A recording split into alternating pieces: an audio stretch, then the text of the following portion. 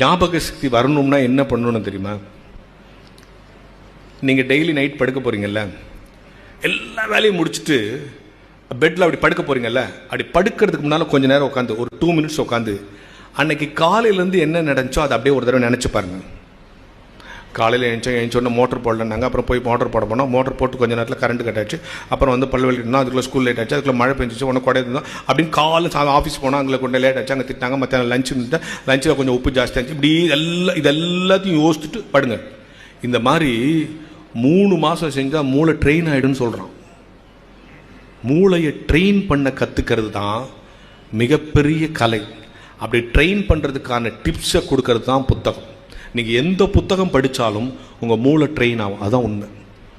உடம்பு நல்லா ஆகணும்னா எங்கே போகிறீங்க? ஜிம்முக்கு போகிறீங்க இல்லையா? மனசும் மூளையும் நல்லா ஆகும்னா புத்தக வாசிப்பு தான் ஒரு மனிதனை உயர்த்தும்.